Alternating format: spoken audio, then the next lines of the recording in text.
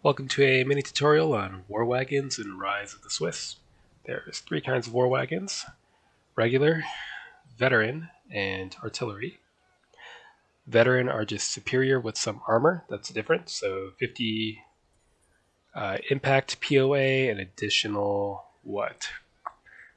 They're at 37, so 62 melee POAs. Their firepower is a little bit more effective, and they take cohesion checks better.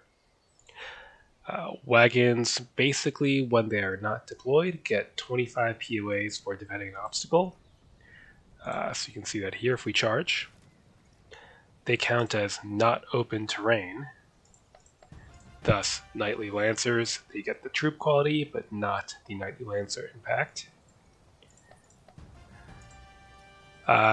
They shoot to the sides more effectively than to the front. And they are 38% crossbow, 12% handgun. So, watching videos on YouTube, I've seen a lot of people just blasting away at long range with these. You don't want to do that. This is long range crossbow fire only. There is no handgun fire beyond 2 tiles. At 2 tiles, handgun is at long range is half effect. And this is a half arc because again they shoot better going off to the sides. So for full effect, you want to be shooting to the side. Either of these 2 tiles would do as well.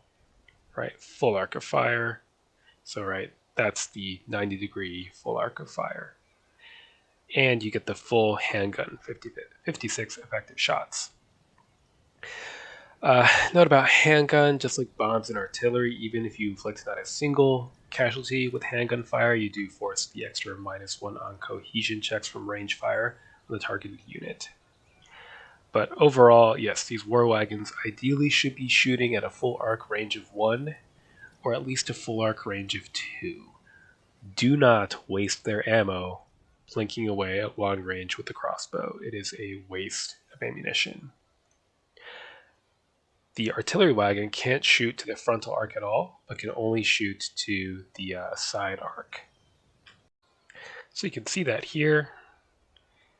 And yes, it does get its full arc. So it's listed as 34% light artillery, but it has a bigger unit size than light artillery, so it shoots at the same effect as your standard light artillery battery. So pretty scary.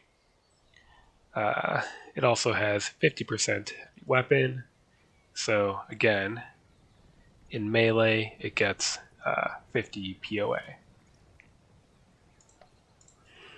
Note that on impact, the heavy weapon is at full effect. That's kind of standard for all these partial melee capabilities in Fog. So what happens if we deploy? Well, suddenly we're hitting light fortifications. So defending fortifications plus 100, as opposed to the previous plus 25 for defending an obstacle. One thing to note, if we move, we can't then set up or disembark. That's our action. And then, we can disembark the crew from either deployed or undeployed wagons. You can disembark and then move right away. The wagon stays. So, infantry can occupy this position and make use of it.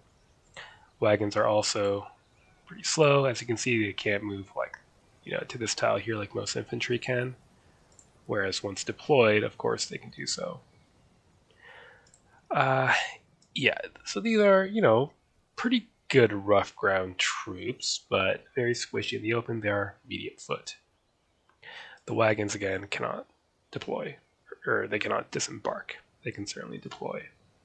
With the artillery wagons, you probably don't really want to deploy most of the time if you can help it, because they can't disembark, so, once they've deployed, they're basically a stationary, unable to turn unit of light artillery. So that's a basic little mini tutorial on the mechanics of the wagons. I can't say I've played with them enough to give any broad tactical advice. There are armies both largely based on wagons and armies that integrate a smaller number of wagons. In the latter case, you're probably going to be using them more defensively or to push forward and then establish a defensive position. So, very curious to see how they play out in the wider balance, whether they're in a good spot point-wise or whether they need to be moved around a bit.